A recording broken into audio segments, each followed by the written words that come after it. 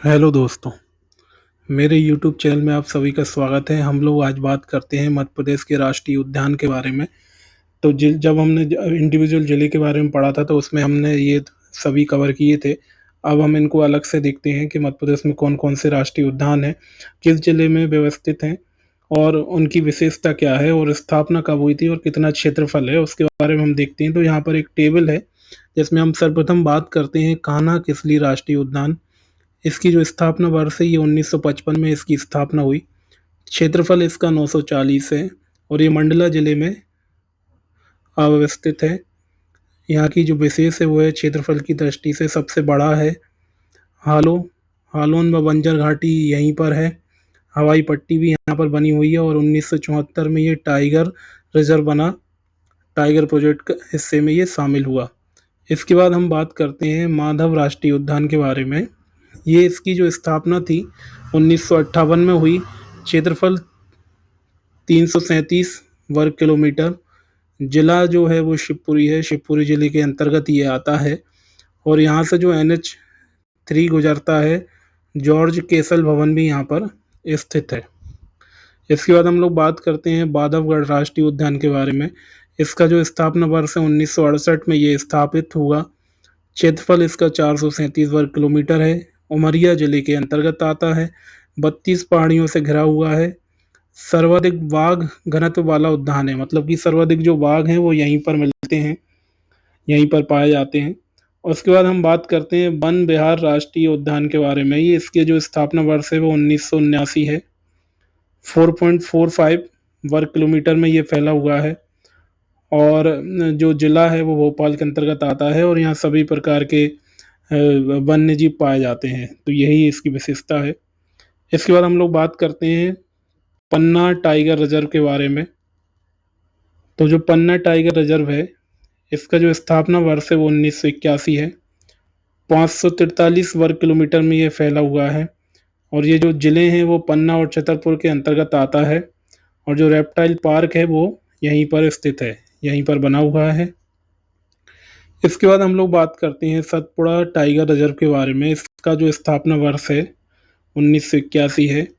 525 वर्ग किलोमीटर में फैला हुआ है और होशंगाबाद जिले के अंतर्गत आता है। कृष्ण मृग यहाँ बहुतायत में मिलता है और उसी के लिए ये जाना जाता है, सतपुड़ा टाइगर रिजर्व। उसके बाद हम लोग बात करते हैं फॉसिल राष्ट्रीय उद्यान के बारे में। इसका जो स्थापना वर्ष है वो 1983 है और 0.27 वर्ग किलोमीटर में ये फैला हुआ है और ये मध्य प्रदेश का सबसे छोटा भी हम इसको कह सकते हैं।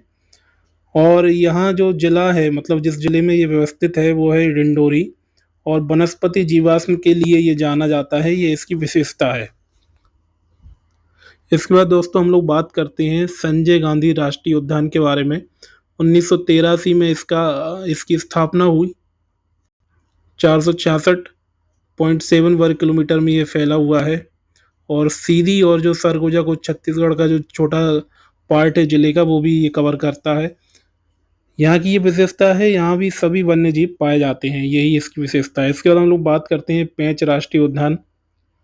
इसको नाम चेंज हो गया है इसका, इसको इंदिरा प्रियदर्शनी राष्ट्रीय उद्यान भी कहा जाता है। इसका जो स्थापना वर्ष है वो भी 1983 है। 293 वर्ग किलोमीटर में ये फैला हुआ है। सिवनी और छिंदवाड़ा जिलों के अंतर्गत ये आता है। 2 जिले इसको कवर करते हैं, 2 जिले के मध्य में ये स्थित है।